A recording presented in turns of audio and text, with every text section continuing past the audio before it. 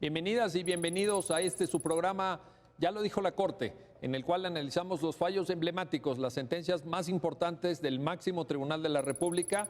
En esta ocasión vamos a discutir, vamos a analizar la acción de inconstitucionalidad 63/2016 y la acción de inconstitucionalidad 13/2017.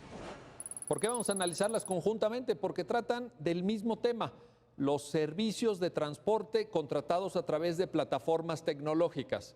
Lo voy a decir con nombres y apellidos porque está evidentemente a la luz pública y es de sobra conocido. Uber, Didi, Cabify, las otras que vayan surgiendo, servicios que emplean cientos de miles de mexicanos cotidianamente. Este tema llegó a la Corte. Y para hablar de este tema, le doy la bienvenida a Miguel Ángel Núñez. Bienvenido. Qué gusto tenerte aquí nuevamente. Ya nos habéis hecho favor de acompañarnos. Y a Roberto Niembro. Roberto, pues un gusto y además compañero de aquí de Justicia TV. Gracias, Miguel. Qué gusto tenerte aquí, Roberto. Pues no sé, empezamos contigo, Miguel Ángel, si nos ayudas a entender, porque aquí, siendo acción de inconstitucionalidad, se trata de lo que llamamos control abstracto. Es decir, no hay propiamente un caso, sino que la Corte razona a partir de contenidos normativos y los confronta con el marco constitucional y convencional. Ayúdanos a entender cómo se plantea el caso ante la Corte. Sí, estos dos casos son de suma interés para el auditorio y qué bueno que lo tocamos en tu programa, y son casos que fueron bastante discutidos por el Tribunal Pleno. Son dos acciones de inconstitucionalidad que se dieron en tiempos distintos, es decir, no se resolvieron de manera inmediata o sucesiva, sino primero se resolvió una acción de inconstitucionalidad que se planteó por una minoría legislativa en contra de una ley de transporte de Yucatán. Se resolvió esta acción y ya como un segundo precedente, obviamente, y esto es interesante y lo vamos a ir viendo, cómo los propios ministros interiorizaron sus posturas, reflexionaron, matizaron, complementaron. Se dio posteriormente la resolución del segundo caso, que es la impugnación de la ley de movilidad del Estado de Colima. Y la temática, como bien lo adelantabas, son normas. Aquí se estaban impugnando normas por las minorías legislativas que trataban o regulaban a las entidades de redes de transporte, es decir, a estas empresas que se dedican o son las que ofertan este tipo de servicios, y obviamente a los operadores de este tipo de servicios, ¿no? Entonces, son acciones de inconstitucionalidad que tienen contenidos normativos complejos en términos normativos, y como vale la pena recordarlo a tu auditorio, en acciones de inconstitucionalidad no hay un caso concreto que se tenga que resolver, sino que son impugnaciones genéricas de las normas a partir de argumentos genéricos que plantean las partes en las dos acciones de inconstitucionalidad, que son parecidos, por eso se trata al mismo tiempo, y que involucran diferentes temáticas como aspectos desde competencias, términos competenciales, es decir, a quién le corresponde o no regular estos aspectos, hasta cuestiones más específicas como requisitos de los automóviles que se pueden utilizar en este tipo de servicios, qué otras obligaciones o derechos pueden tener tanto los operadores, cómo se justifican esta regulación, e incluso hasta tarifas, ¿no? Se habla en las dos resoluciones de cuestiones tarifarias, ¿no? Y hasta las rutas, incluso en alguno de ellos. Oye, Roberto, estamos ante un tema nuevo. Creo que esto es importante. Me gustó mucho el comentario que nos comparte Miguel Ángel, en el sentido de decir, bueno, es que hubo un aprendizaje de la primera sentencia a la segunda. Los ministros reflexionaron, pensaron, ponderaron, pero estamos ante un tema nuevo. La primera cuestión quizá que valga la pena es mencionar es esto de la competencia. Sí. ¿Por qué legislan este debate?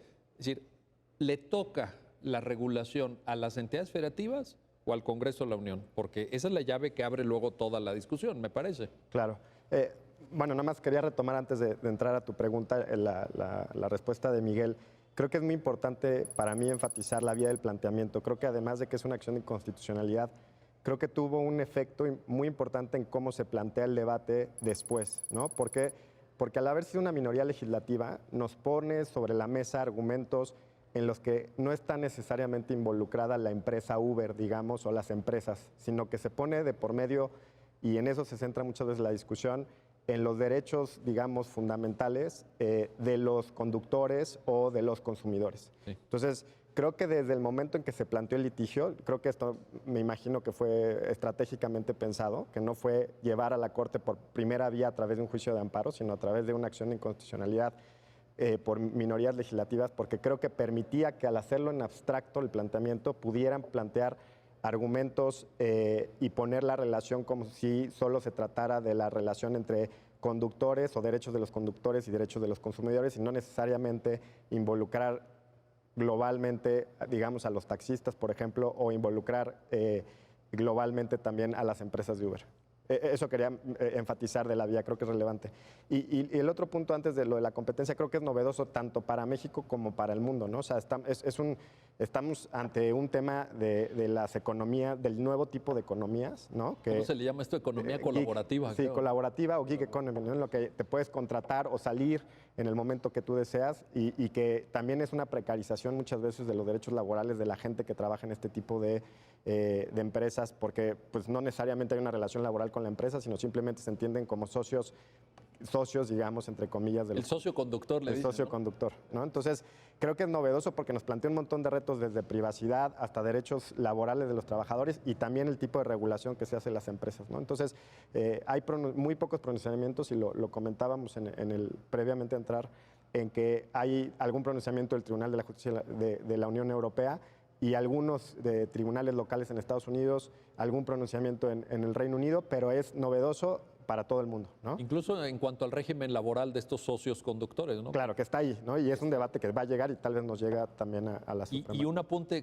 qué bueno que lo mencionas, Roberto, porque no es materia de esta sentencia, no lo vamos a tratar hoy, pero apunto a raíz de este atinado comentario que también esto luego se desprende hacia empresas que prestan servicios a través de las plataformas tecnológicas, por ejemplo, de entrega de comida. Claro. O de mensajería, ¿no? Hay varias empresas, todos los conocemos. Bueno, Uber Eats, como un derivado de Uber, la matriz, pues entrega comida a domicilio, etcétera.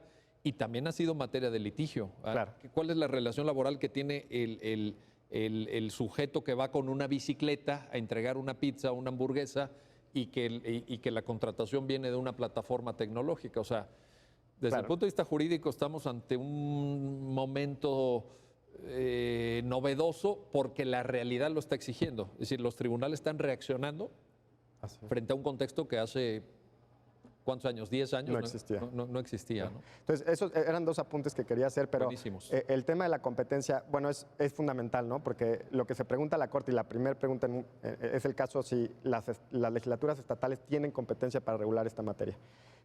Y la conclusión es que sí, porque se trata de transporte, aunque posteriormente en la segunda sentencia dice, bueno, hay aspectos materiales, ámbitos de la misma materia que van a ser reguladas por la instancia federal, pero en tanto incide en el transporte, entonces es competencia local.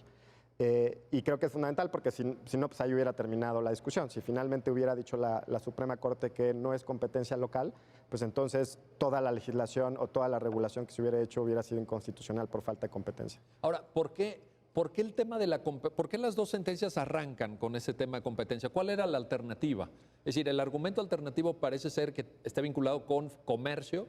Claro. Porque hay un código de comercio, es un código del siglo XIX incluso que rige, o el aspecto de las telecomunicaciones. Telecomunicaciones, ¿no? Servicios tales financieros, porque involucra el uso de la tarjeta de crédito. Sí. Bueno, lo que decías, ¿no? Pero que en ese caso hubiera sido federal, y si toda la materia se hubiera ido al ámbito federal, pues entonces las legislaturas estatales no tendrían posibilidad. Pero lo que privilegia la Corte en su razonamiento es, digamos, el resultado final.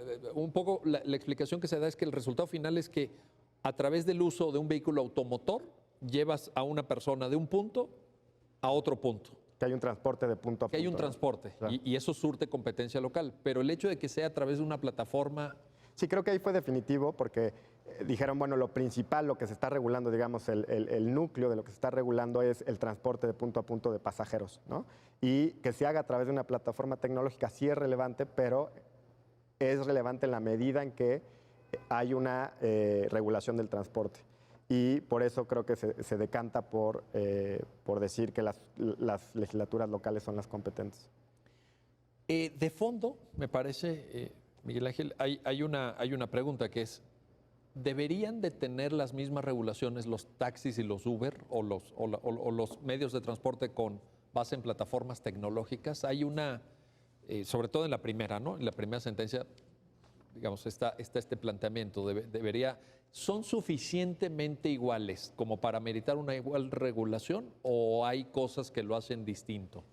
Sí, y esta es quizá la pregunta que más interés causa al resolver una corte este tipo de asuntos y la que más tuvo en discusión y énfasis el Tribunal Pleno al pronunciarse sobre este aspecto y incluso los ministros tuvieron ciertas discrepancias en criterios, a veces simplemente con ciertas matizaciones, otros tenían posiciones totalmente diferenciadas, pero lo importante, la pregunta que tú comentas que está detrás es ¿por qué estos estados pueden generar una regulación específica para las plataformas tecnológicas y para estas entidades de redes de transporte y por qué no tendrían más bien que cumplir toda la regulación que se tiene ordinariamente y que las personas la conocen, la regulación que tienen que cumplir por lo general los taxis u otros tipos de transporte público, ¿no? Entonces, la primera sentencia dio un pronunciamiento específico y luego quizá entre líneas en la segunda sentencia también se complementó.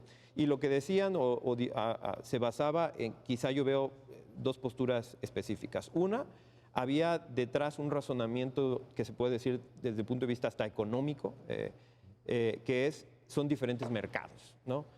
Incluso algunos votos particulares dicen, tenemos estudios de las organizaciones que se encargan de revisar cuestiones de competencias y esto mismo, como la Comisión de Competencia nos dice que estos son mercados distintos, es decir, que el mercado al que se accede por medio de la red de transporte es un mercado distinto al que se accede por medio de los taxis. Esto es debatible, ¿no? Yo creo que es muy debatible. Es muy debatible. Y no sé si exista suficiente apoyo empírico incluso. Lo pongo a manera de duda, vaya. Sí. En términos probatorios.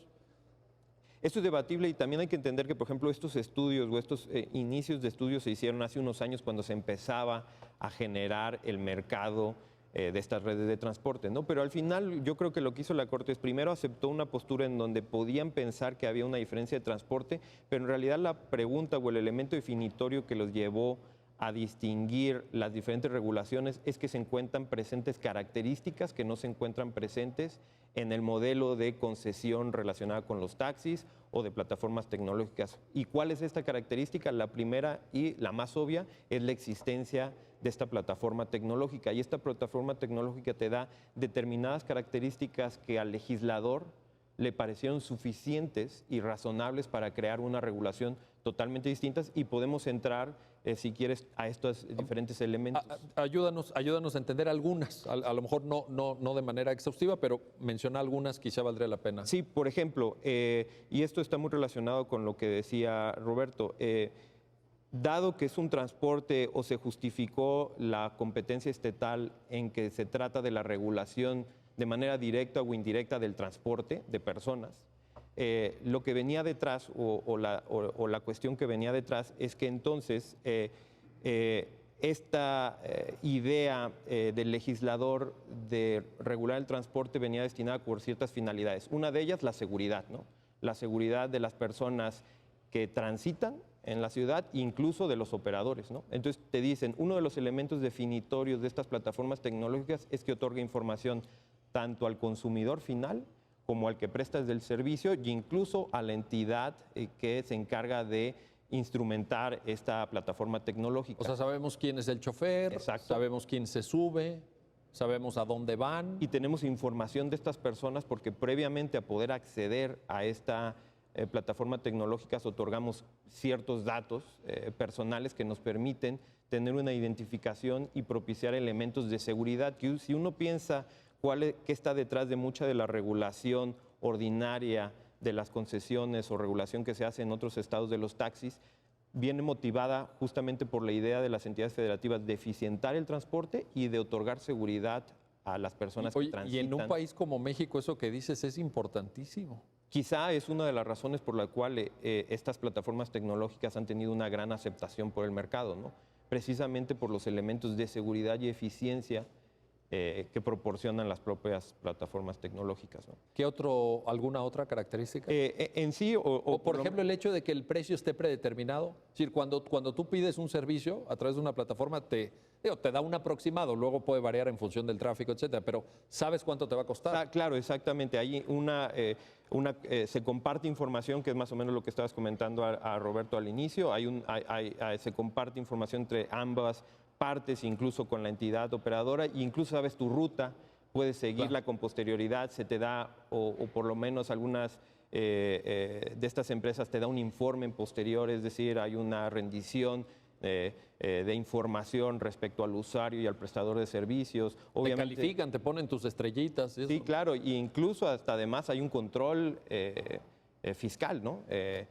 Obviamente tú puedes pedir una factura directamente ahí, aunque esa parte fiscal no se trató en la sentencia, pero en la sentencia sí se trataron elementos que lo hacen diferente al otro modelo, como es tener cierta información de los conductores, que te brinda mayor seguridad, mayor eficiencia, y estos fueron los elementos detonantes que el legislador consideró como idóneos para crear todo un régimen distinto. Estos elementos no siempre son aceptados en el derecho comparado, incluso hay otros países donde estas características no las consideran suficientes como para generar un sistema, ¿no? Un ejemplo claro, por ejemplo, son tribunales de la Comunidad Autónoma de Barcelona, ¿no? O incluso de la Comunidad Autónoma de Madrid, donde ha habido una oposición rotunda a la entrada de estas plataformas tecnológicas, porque ellos entienden que se cumple con sus propias características estas cuestiones de eficiencia y seguridad y que son artificiales quizá estas distinciones, ¿no?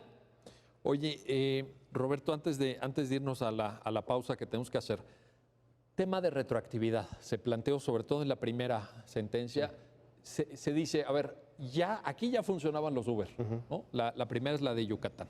Aquí ya funcionaban los Uber, entonces de repente viene una legislación y dice, tienes que cumplir con estos requisitos. Y la Corte retoma los criterios tradicionales de no retroactividad, pero abona también, creo, ¿no? Sí. Construye una ruta argumentativa interesante. Ayúdanos a entender esta parte. Sí, lo que la Corte dice, resuelve es que no hay una violación al principio de retroactividad por el hecho de que previamente no hubiera sido una actividad regulada por parte del Estado. No significa que el legislador, atendiendo a una situación novedosa que requiere de la regulación estatal, no pueda hacerlo y que no existe esa violación al principio de retroactividad porque no hay un derecho adquirido a no ser regulado, digamos. O sea, en ausencia de regulación, tú no puedes esgrimir o argumentar que pues así estaba yo, ¿verdad? Claro, o sea, nadie me regulaba, déjenme así, déjenme tranquilo, no me ponga ninguna regla. Exacto, que no tienes un derecho adquirido a no ser regulado, digamos, ¿no? O sea, el Estado, el legislador en este caso, ve la necesidad de la regulación para regular y solucionar conflictos entre distintos, supongamos, los prestadores del servicio de Uber y los taxistas, o para asegurar los derechos de los conductores o los derechos de los consumidores. Entonces dice, tengo que regular. Y eso no es un problema frente a derechos de nadie, porque no existe un derecho a no ser regulado. No, esto es importante porque yo creo que en lo sucesivo habrán regulaciones que todavía no existen y que eventualmente tendrán quienes están ahí participando en ese mercado no regulado al día de hoy, pues que tenerlo en cuenta. Claro. O sea, podría venir una regulación y no podrían ellos sentirse protegidos porque hasta ahora no existía esa regulación o no les habían puesto, pues incluso hasta los impuestos, ¿no? O sea, o cosas así, que posteriormente pudiera venir como se dio en Yucatán y en Colima. Bueno, déjenme hacer una pausa, regresamos enseguida, no se vayan para seguir discutiendo las plataformas tecnológicas que nos ayudan a la movilidad humana, al transporte de personas y de mercancías en este México del siglo XXI. Ya son una realidad. Ahora lo que falta es la respuesta jurídica y una respuesta adecuada en términos constitucionales y convencionales. Regresamos enseguida.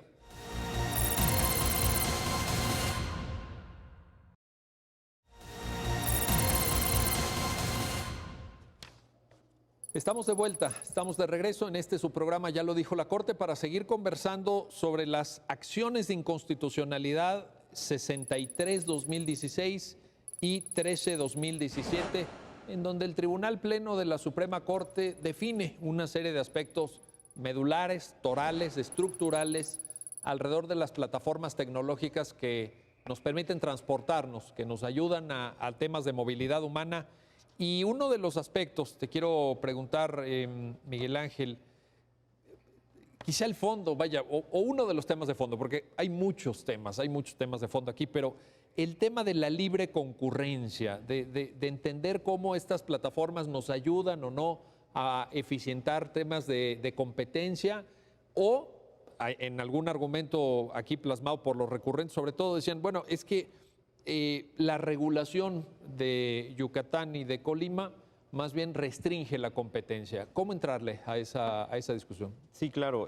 Aquí y la impugnación que hicieron en las dos acciones las minorías guarda relación y se vio mucho a partir de normas que establecían ciertas características que se tenían que cumplir al prestar este servicio, en específico características, por ejemplo, que tenían que cumplir los vehículos y otra de las exigencias normativas era ciertos permisos y registros que tenían que cumplir tanto la entidad que lleva la plataforma tecnológica como el permiso atribuido al operador en específico, ¿no? Entonces, la discusión o el primer problema que tuvieron que enfrentarse los ministros es si estas regulaciones específicas que se hacían en las normas generaban o no un conflicto de competencia. ¿Por qué?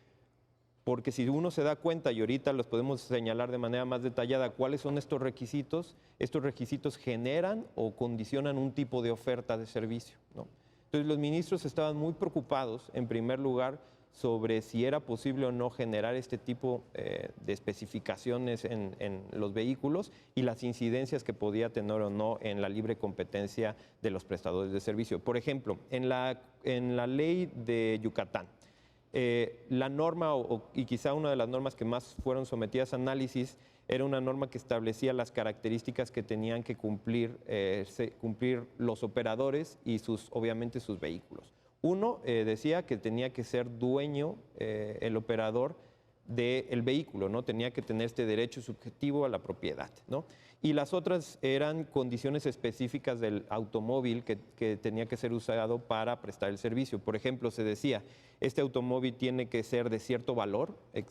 Aquí se establecía que tenía que exceder de 2.750 unidades, tenía que tener aire acondicionado, equipo de sonido, 4 puertas, ¿no? 4 puertas, cinturones de seguridad, bolsas de aire delanteras y tener un determinado número de plazas, ¿no? De ocupantes. Entonces, la discusión a la que se enfrentaron los ministros es qué tan razonables eran estos requisitos.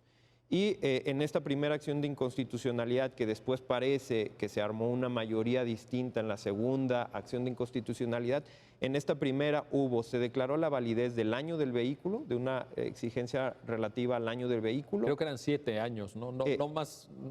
Sí, no previos a una determinada fecha. Otra, se declaró la validez de las bolsas de aire delanteras y de los cinturones de seguridad. ¿Y cuál fue la justificación que dio la mayoría de ministros y ministras en ese punto? Que esto iba destinado no tanto a cuestiones comerciales, sino a la protección de la seguridad tanto del operador como del consumidor. Parece, ¿no?, muy razonable. Sí, sin embargo, si uno se fija, y esto es lo importante también de estas dos acciones, que además son acciones que se tienen que leer con sus votos particulares porque te da mucho contexto y mucha visión hacia futuro, ¿no? Hay muchas veces que se dice que a veces los votos particulares son la sentencia del futuro, ¿no? Y la jurisprudencia constitucional del futuro, dice Peter Heberle. Exacto, ¿no? Por no copiar la expresión que utilizaba, ¿sí? Pero, y eso nos lo ha enseñado la experiencia y lo hemos visto en innumerables ocasiones. Entonces, aquí varios votos particulares dicen sobre este punto no les convence el argumento de seguridad, sino lo que ellos ven es que lo que está detrás de estas reglas que establecen requisitos es una posición de un modelo de negocios. Es decir, si tú estableces que un vehículo tiene que tener ciertas características, ciertos años, ciertas dimensiones, incluso ciertas cuestiones de lujo que no tanto están aquí, sino sí, en la acción posterior, sí, lo que ellos estaban diciendo, tú lo que estás generando aquí son ciertas barreras para el ofertante. Si el ofertante siente ciertas barreras, lo que va a hacer es encarecer el precio. Y si se encarece el precio, hay se produce una distorsión en el mercado porque solo van a acceder cierto tipo de consumidores a ese mercado. Pero parecería una lógica distinta el pedir que los vehículos no fueran demasiado antiguos o tuvieran máximo 9 plazas, por ejemplo, que es lo que establecía la ley, a el hecho de decir, a ver, que tengan que tener cinturones de seguridad para cada usuario, ¿no? O bolsas de aire delanteras. Eso parecía razonable y la respuesta que dan en los votos particulares es: las cuestiones de seguridad ya se encuentran en otra norma, ¿no? Están en otra ley. Bueno, incluso hay normas oficiales, mexicanas para vehículos nuevos, etc. Claro, y que incluyen, señalan incluso los requisitos que ya se tienen que cumplir por toda la producción automotriz, ¿no? Independientemente de la entidad federativa. Independientemente de la entidad federativa, y que muchos, obviamente casi todos, están relacionados con la seguridad de los ocupantes. Pero entonces lo que decían los votos particulares, esos requisitos ya existen, pero esto lo que hace es subir un poco la grada. Y lo que puede generar son barreras de entrada tanto al ofertante como al consumidor. Nosotros no queremos que la ley sea la que exija cierto modelo de negocios, queremos que sean los propios ofertantes y los propios consumidores. En una lógica de mercado. Sí, exacto, en una lógica totalmente de mercado. Y esto tiene una concepción de lo que está detrás. Los ministros y las ministras no son ciegos a que lo que está detrás es que el que generó la oferta es un privado y el que generó todo este modelo fueron empresas privadas, y que el derecho se está adecuando a lo que sucede en la realidad y a las conductas que llevan a cabo privados, ¿no? Entonces, y por eso quizá eso lo vamos a tocar, fue un argumento por el cual dijo la Corte, estas plataformas tecnológicas no solamente son meros intermediarios, sino que ellos crean la oferta, ¿no? Bueno, si no existieran, si pues no existirían, obviamente no había oferta. Claro. Incluso lo que comentabas tú para las cuestiones de comida, ellos incluso aumentaron sus servicios para crear este tipo de oferta, ¿no? Entonces, al ellos generar la oferta, no los puedes considerar como una simple inmediación, que era una de las posturas que quería que se tomaran, y que por eso no se les exigiera ningún tipo de cumplimiento de requisitos, sino que al estar dentro de la prestación del servicio del transporte era importante que ellos cumplieran ciertos requisitos, pero que el resto de requisitos fueran razonables, ¿no? Y entonces lo que dice esta minoría, estos requisitos no son razonables porque el propio mercado te va a pedir qué requisitos quiere. Porque lo que esto llevará es que si tú le bajas, incluso si no haces una cuestión de lujo, pues obviamente el precio va a bajar, y eso permite que ciertas personas que no podían acceder a ese mercado puedan seguir accediendo, y que está relacionado con cuestiones, por ejemplo, de cómo se paga, si se utiliza el efectivo, si solo se utilizan tarjetas de crédito, etcétera. A ver, pero y siguiendo con esta discusión sobre competencia, libre concurrencia, etcétera, Roberto, hay una norma en la segunda de las sentencias, en el caso de Colima, que limita al 4% del total de parque vehicular concesionado para transporte de personas, para, digamos, movilidad humana con automotores. Solamente el 4% podría ser a través de plataformas tecnológicas. Sí. Hay cómo lo debemos entender a la luz de este razonamiento, ¿no? Sí, o sea, creo que es muy importante leerlas en conjunto, y como decía Miguel al principio del programa, hay como una evolución o un desarrollo entre la primera y la segunda, ¿no? En la primera, básicamente se dice, el fin legítimo que pueden perseguir estas medidas es la seguridad, y en tanto sean razonables buscando ese fin, son constitucionales. Hay algunas medidas que la Corte considera que la mayoría de ministros, pero no calificada, digamos, no completan los 8 votos y por tanto se desestima la acción, pero algunas medidas sí consideran desde esa primera que son inconstitucionales, que van a volverlo a decir en la segunda. Lo que pasa es que en la segunda ya hay además un ministro más, porque en la primera acción de inconstitucionalidad hay solo 2, hay 2 ausentes, y en la segunda hay uno solo ausente. Pero esa lógica de que solo el fin legítimo es la seguridad, entonces nos abre un margen muy amplio para decir todo lo que no sea justificado a la luz de la seguridad de los consumidores o de los propios conductores, entonces va a ser inconstitucional. O sea, creo que desde ahí se anuncia que el margen para declarar la inconstitucionalidad va a ser muy amplio, aunque están analizándolo bajo un test de razonabilidad. Y en esa medida, pues el 4% también cae, porque dicen, bueno, esto además es una medida que se usa en comparación con todo el parque vehicular. Y como desde la primera sentencia nos habían dicho que eran mercados distintos, digamos, el del taxi que el del Uber, y que ya dijimos pues es bastante discutible, pero que bueno, esa es la premisa de la que ya parte la segunda sentencia, entonces consideran que es inconstitucional. Pero además porque hay una violación y creo que es fundamental aquí ponerlo sobre la mesa, una violación a la libertad, a la libre concurrencia y a la libertad de trabajo, ¿no? Y creo que esa es la lógica que guía estas discusiones y que creo que es muy importante, pues, ser explícitos, ¿no? Digamos, hay una filosofía por parte de los ministros y ministras sobre el papel que juega el mercado en este tipo de regulación, ¿no? Y en este tipo de cómo vamos a establecer límites, cómo vamos a decir que una medida legislativa es una barrera a la libre concurrencia, porque no tenemos, por lo menos en acciones de inconstitucionalidad, que por eso creo que también la vía es muy importante, no tenemos pruebas de si esto es una barrera efectivamente al mercado. Oye, y aunque hubiera sido en amparo, porque yo creo que también las evidencias que pudiéramos tener respecto a funcionamientos de mercado, condiciones de competencia económica, dominancia, todos estos temas del debate sobre competitividad y competencia, pues requieren un tiempo también. Sí. O sea, esto recordemos, y ya muy bien lo decía Miguel Ángel, o sea, se da también en un surgimiento temprano de las aplicaciones. Yo creo que si lo trajéramos al México contemporáneo, digamos ya de 2020, 2021, pues sería diferente, ¿no? Ahora, yo esperaría que si fuera en vía amparo, sí, tal vez los jueces, tal vez que ya nos llegara un expediente en el que trajera esa información. Ojalá que fuera así, porque aquí creo que una de las complicaciones era cuando hay una barrera de acceso al mercado por el solo hecho de tener la regulación. Y ahí creo que pues será cuestión de que ir afinando, digamos, la jurisprudencia en estos temas, porque también, como se dijo, es un tema totalmente novedoso para esta Corte y para los otros tribunales. Oye, Roberto, dijiste algo que además, como experto constitucionalista que eres y como profesor de Derecho Constitucional que eres, me llama la atención. La filosofía de ministros y ministras en este tema. Pero yo te pregunto, el hecho de tomarnos en serio, cosa que no siempre se ha hecho en la historia constitucional de México, pero el hecho de tomarnos en serio ese contenido de la llamada Constitución económica o de la parte económica de la Constitución, me refiero a artículos 25, 26, 27, 28, ¿no te daría pie para una reflexión en términos de vamos a generar competencia, vamos a incentivar una mayor oferta, el tema de la oferta de la que se hablaba?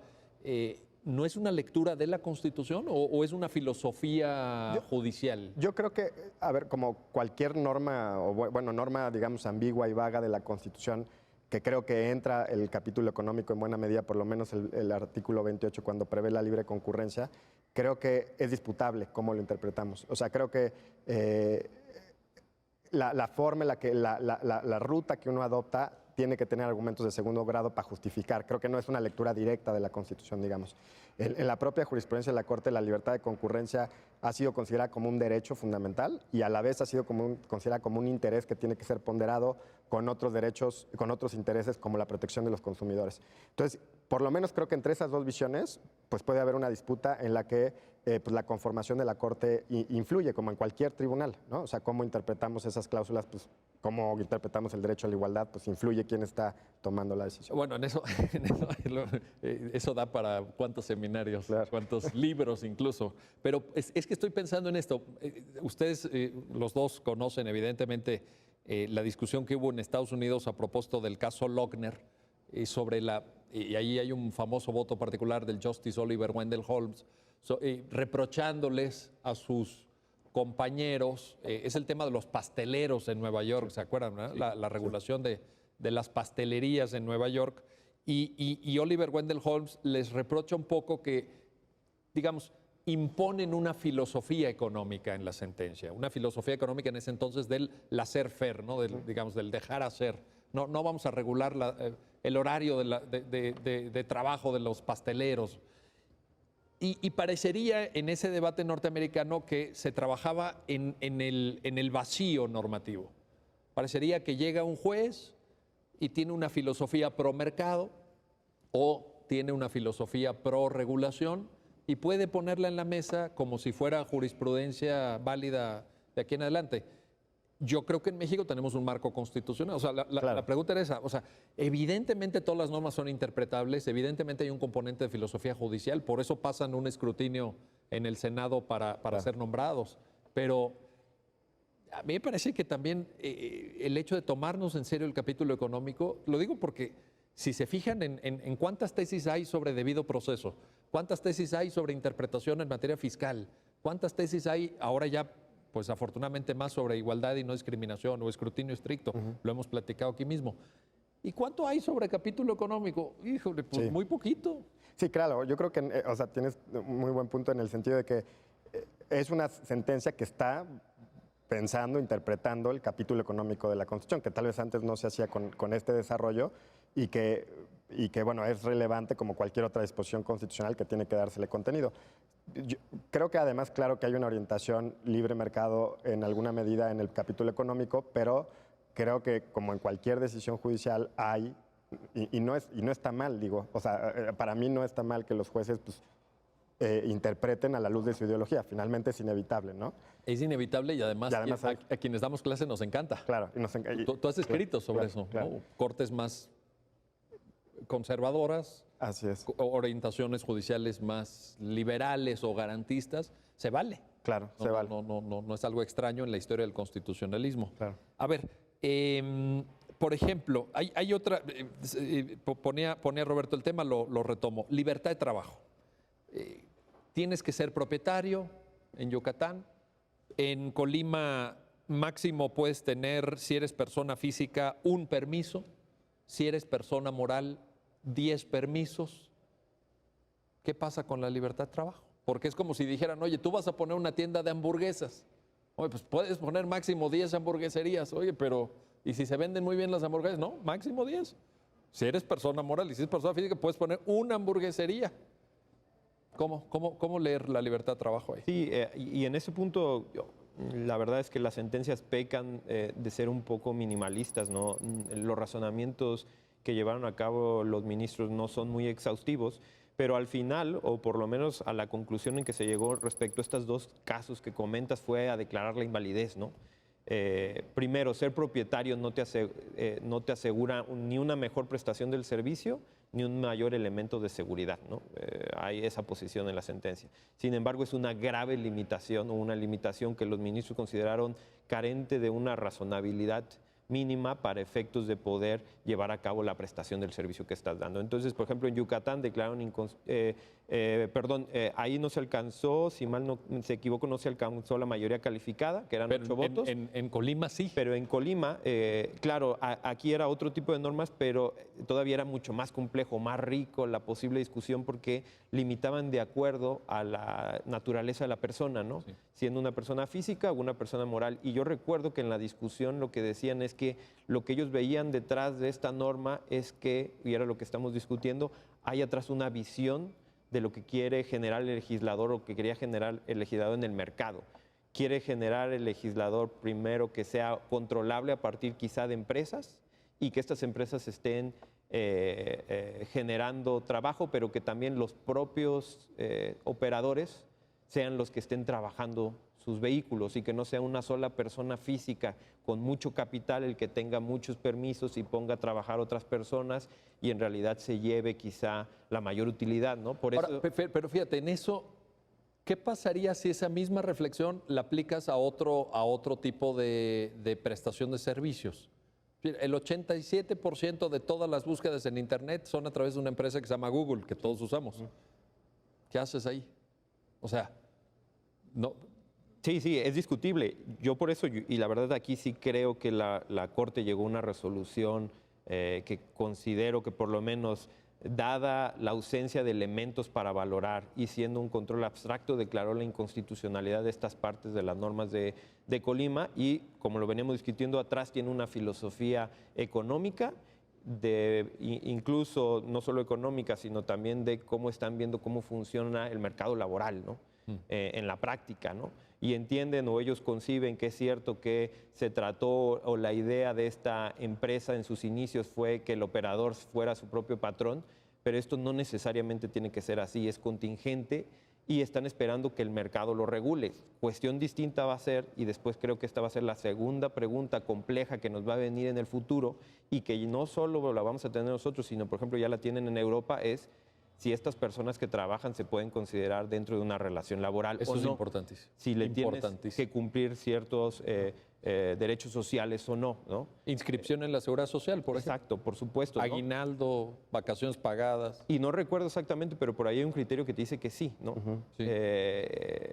Que sí. California, quizá, ¿no? Reino Unido. me Reino parece. Unido me parece que fue, pero creo que fue de un órgano primario, ¿no?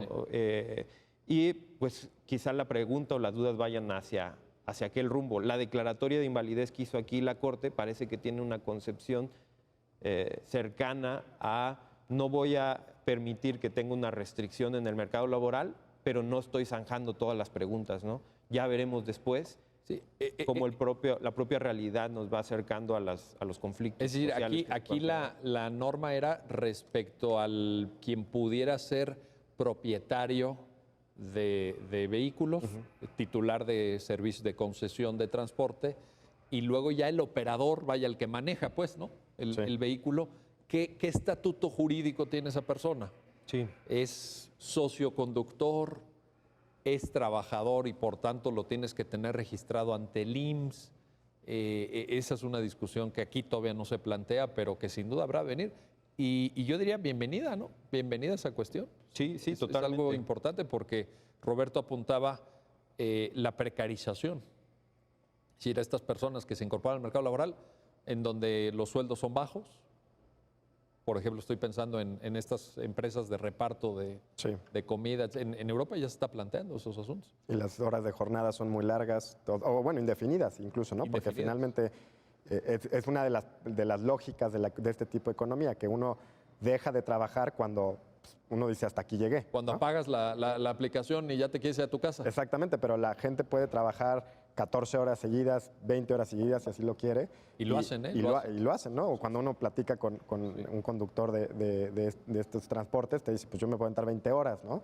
Y bueno, o evidentemente nos está planteando un tema de cuáles son los derechos laborales de esas personas, ¿no? Y por un lado, claro que está, creo, la lógica de, bueno, este tipo de economía tiene otra lógica distinta, pero eso no significa que podamos descuidar, creo yo, el ámbito de derechos del otro lado, ¿no? Claro, porque si presuponemos que la relación laboral existe, tal como nos lo explicaron a todos en la escuela, en la carrera, en la licenciatura, es que hay un patrón y hay un trabajador. Pero Así si es. tú trabajas para ti mismo, Sí, como autocontratado, digamos, ¿no? pues, Un tú- empresario. digamos, si tú eres tu propio jefe y tú dices, oye, pues hoy se me antoja trabajar 18 horas y mañana 6 y pasó mañana 20, pues ¿quién te lo va a limitar eso? Así es. ¿O cómo se limita? Sí, yo creo que era muy, muy importante lo que comentaban de, bueno, ahorita se planteó a la Corte el tema de la regulación del mercado, digamos, ¿no? Y creo que ya dio unas muy buenas señales o ya fijó una postura, digamos, y que da seguridad jurídica por lo menos al mercado de cómo se puede regular. Evidentemente habrá más casos de este tipo, pero creo que no se ha tocado, pero va a llegar, sin duda, que es el de los derechos de las personas que están trabajando, que digamos horas muy largas o jornadas muy largas, y como hasta ahora pues son socios conductores, o sea, no tienen vacaciones, no tienen aguinaldo, pues esa precarización desde mi punto de vista del trabajo, ¿no? O sea, no podemos decir que tenemos un marco jurídico laboral. Pues existe el marco jurídico, pero en la medida en que no se considere una relación laboral, pues no estamos aplicando la legislación como patrón trabajador. Estamos pensando que ellos es como vender, no sé, cualquier tipo de producto en la calle, ¿no? O un casi como un accionista de la empresa. Como una acción vía, ¿no? Es algo, la imagen que tiene eso, ¿no? Bueno, déjenme hacer una pausa y regresamos enseguida. Estamos platicando de las plataformas tecnológicas, un tema nuevo, un tema que desde el punto de vista jurídico nos genera bastantes desafíos y sobre el cual seguramente seguiremos platicando. Pero no se vayan, regresamos enseguida.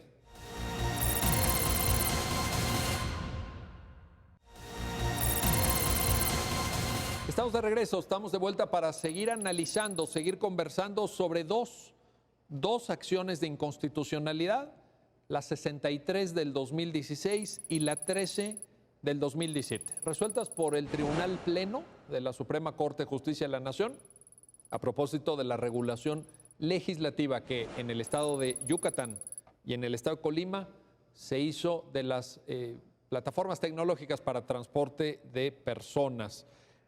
Roberto, hay una discusión también en las sentencias, en las dos, por cierto, sobre la forma de pago. En las dos regulaciones estatales, en Yucatán y en Colima, se dijo solamente pueden pagar o a través de la propia plataforma, a través del medio que establezca la plataforma, Colima, o con tarjeta de crédito, pero no en efectivo. La idea era como, digamos, las dos regulaciones querían vedar el uso de efectivo. Así es. ¿Qué pasa ahí? Bueno, ahí la Corte concluye que es inconstitucional esta restricción a que el pago sea solo a través de tarjetas de crédito o a través del mecanismo previsto para eso y que no se pudiera usar el efectivo. Hay distintos razonamientos por los cuales los ministros y ministras llegan a esta misma conclusión. Yo recuerdo ahora incluso que en la discusión se habló de cómo puede esto afectar a un grupo específico de la población que no tenga acceso a las tarjetas de crédito, a ese tipo de servicios financieros, ¿no? Que también podría haber sido era una razón para que algunos ministros declararan o consideraran que era inconstitucional esta medida, porque pues no toda la población tiene acceso a las tarjetas de crédito y entonces eso impedía que para esos consumidores pudieran, por ejemplo, contratar el Uber, ¿no? O contratar cualquier tipo de estas empresas.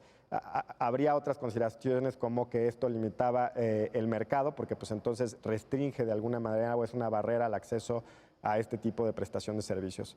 Entonces hubo distintos argumentos y como decía Miguel, pues también están en los votos concurrentes que se manifestaron, que se hicieron, para llegar a la misma conclusión, ¿no? Pero la conclusión es que esto es inconstitucional. Ahora, hay un tema de competencias ahí también, ¿no? Porque la forma de pago, es decir, el solventar obligaciones económicas a través del uso de papel moneda, quiero decir, billetes y monedas, pues corresponde a la federación, ¿no? Sí, claro, y aquí es importante hacer una decisión. En la primera acción, que es la de Yucatán, se establecía de manera expresa que la única forma de pago era las tarjetas, ¿no? Sí. De crédito o débito. Sí. Y en la segunda acción se prohibía expresamente el utilizar efectivo y además se decía que los pagos se tenían que hacer mediante un mecanismo propio o la plataforma, ¿no? Entonces, lo que la Corte y uno de los argumentos que se llevó a cabo en la segunda acción, que fue en este tema un poco más exhaustiva, el primer argumento de inconstitucionalidad que ellos tomaron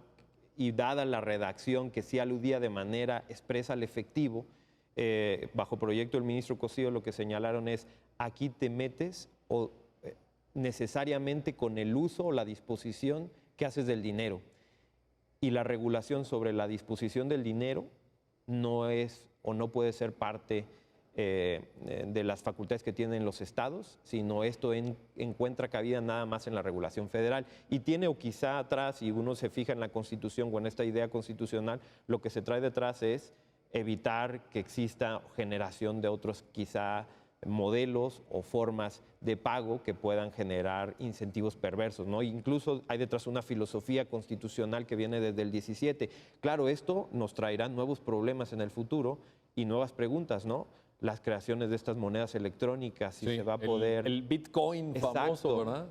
Si los estados van a poder incluso regular el Bitcoin, y a qué llegaría la posición que tomaría la Corte si ahí en realidad te están regulando el uso del efectivo, que es lo que la Corte declaró inconstitucional por falta de competencia, o podría justificarse a partir de otra manera u otro mecanismo, no lo sé, pero lo interesante es pensar cómo este es un primer saque a la realidad que nos va a venir superando. O sea, que es una sentencia que nos abre puertas al futuro. ¿Lo estás apreciando en esa...? Yo creo que sí. Digo, esta norma era relativamente sencilla de resolver porque tenía que ver con el efectivo, ¿no? Y entonces dijo tajantemente la Corte, esto tiene que ver con una competencia federal.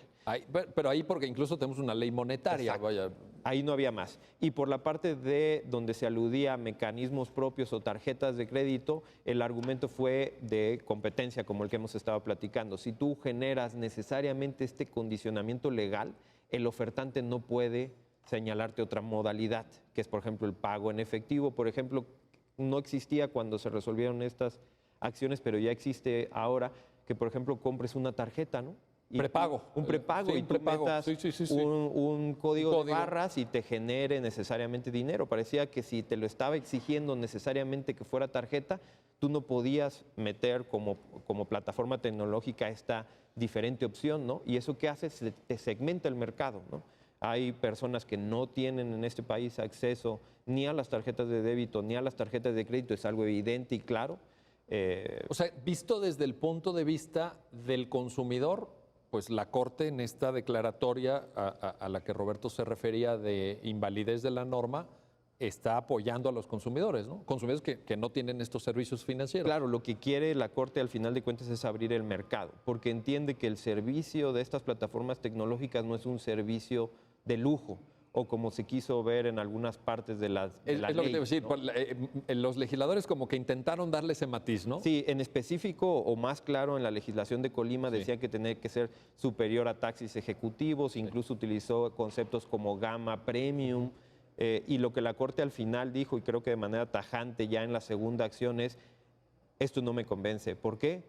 Porque si tu objetivo para poder generar este sistema es seguridad y eficiencia en el servicio, eso no guarda relación con que tú quieras generar un modelo de lujo que al final va a generar ciertas distorsiones en tu mercado. Entonces, como lo comentabas, atrás hay una filosofía incluso de cada uno de los ministros económica, una apreciación de la postura económica que tiene la Constitución para la libre competencia y finalmente una protección, o parece ser que los ministros quieren una protección de la mayor medida posible del consumidor y abrirle todas las puertas a cualquier segmento del mercado sin importar sus grados de ingresos, que es a veces lo que te condiciona a acceder a una tarjeta de crédito, para que puedan libremente acceder a esta prestación de servicios y que no se trate nada más de servicios a los que puedan acceder un número determinado de personas por su capacidad económica, ¿no?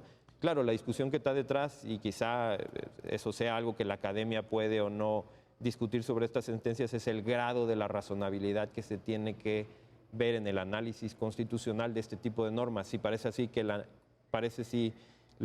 Corte a lo mejor aquí fue un poco no bastante estricta con el grado, a lo mejor parece ser que en ciertas partes le aplica un escrutinio estricto y en otras le explica un ordinario, aunque no lo dice de manera expresa, y eso quizá es una posible discusión que se puede dar a lo largo de la academia en análisis de esta sentencia. Oye, y a propósito de este comentario con el cual estoy 100% de acuerdo, desde luego, una cosa que llama mucho la atención, Roberto, tú también como experto constitucionalista lo habrás visto, es a la hora de las votaciones, la toma de la votación en cada punto, ¿no? En este punto estuvieron a favor 9, en otros no se logró, porque el requisito mínimo para la invalidez en acciones es de 8. Hay muchos donde no se logró, aunque eran mayoría, o sea, lo cual ya de entrada a ti que te gusta el tema del control de constitucionalidad, ¿cómo lo ves? ¿Cómo lo aprecias? Yo sinceramente, a ver, lo digo públicamente, no es una crítica a estas sentencias, es una observación general.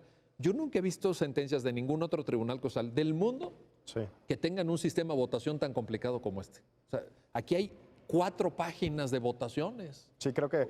O sea, infortunadamente creo que pues ya tiene tiempo que leer las acciones de inconstitucionalidad. Muchas veces es difícil identificar cuál es la doctrina de la Corte, digamos, en su conjunto, porque hay tantas distinciones en las votaciones y tantas precisiones que, bueno, pero eso está previsto en nuestras reglas de votación y bueno, pues así está el sistema, pero el hecho es que hay tantas precisiones y tantas distinciones en el momento de votación que luego ya es muy difícil encontrar la voz unificada de la Corte, digamos, en la sentencia. Entonces, como Miguel empezó diciendo, bueno, hay que leer los votos concurrentes. Y eso pasa en esta y en muchas otras ya sentencias en las que, creo que sobre todo de pleno, en las que hay que, ver a detalle en esto, si coincidieron cuántos, porque aunque coincidan, por ejemplo, se juntaron los 8 votos para declarar la invalidez, de esos 8 puede ser que 5 fueron por un razonamiento y otros 3 fueron por otro razonamiento, y entonces no podemos hablar tal vez que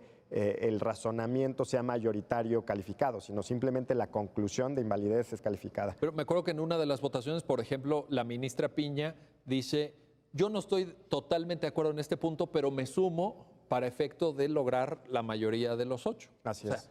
Estamos llegando a ese grado. Y si esto pasara, sin embargo, los mismos planteamientos en amparo, pues ya no necesitas los 8. claro, hay una mayoría simple, ¿no? Sí. Y también, bueno, hay otros modelos, ¿no?, de votación en tribunales en los que pues, a veces ni se les permite a los jueces expresar, o hay una sola voz de la Corte y no hay posibilidad de, por ejemplo, emitir votos concurrentes. Y entonces evitas este tipo de disonancia, digamos, pero también tiene sus pros, ¿no? Como decíamos, a veces en los votos vamos a encontrar la evolución de la Corte en los próximos años o meses. Entonces, pues tiene pros y contras, pero creo que pues sí es un tema que hay que discutir, el hecho de que pues haya tantas precisiones y detalles en las votaciones. Es algo, me parece muy sui generis, sinceramente lo digo, no hay otro modelo así parecido. Bueno, concluimos, ya estamos terminando. Miguel Ángel, entonces, bienvenida a las plataformas tecnológicas. Hay apoyo, sustento constitucional. Sí, en suma, lo que dice la Corte al final de cuentas es una competencia que se puede orientar a partir de la competencia de transporte, que la tienen los estados, no se mete con la competencia de los municipios, que es tránsito, ni se mete con las competencias de telecomunicaciones, porque no se está regulando cómo va a operar la plataforma. Lo que se quiere regular es el tránsito, la eficiencia de ese transporte y la seguridad de las personas que nos transportamos, ¿no? En segundo lugar, y la conclusión que se puede alcanzar de esta sentencia es, la Corte aprecia que los elementos que identifica el legislador para hacer estas distinciones normativas son razonables. Y esto, hay de posturas en el mundo. Nuestra Corte lo que dice es, yo veo que el uso de las plataformas, el que no puedan, por ejemplo, acceder de manera pública, agarrar en las calles al transporte, que se tengan que hacer a través de una plataforma tecnológica, que la plataforma tecnológica incluso se va a ver limitada o regulada por el Estado, es suficiente para poder generar un sistema normativo distinto, ¿no? Y quizá esta es la postura que a las personas que apoyan el anterior sistema les causa conflicto, ¿no? Pero parece ser que existe una voz casi unánime de la Corte en donde te dice, aceptamos esta evolución social y tecnológica y existe una justificación constitucional para ello, ¿no? Bueno, y qué bueno que abran esta discusión, qué bueno que haya llegado el tema a conocimiento del Tribunal Pleno y los que vendrán. Ya ustedes anunciaban ahí varios asuntos. Ojalá que la experiencia de ustedes, esta sabiduría que nos acaban de hacer favor de compartir, la escuchen muchos abogados para que se hagan los planteamientos, porque los tribunales no se autoprograman. Tienen que llegar los argumentos y tienen que llegar los casos. Claro. Miguel Ángel Núñez, Roberto Niembro, como siempre, un placer platicar con ustedes. Y gracias a usted que hace posible este programa. Ya lo dijo la Corte. Hasta pronto.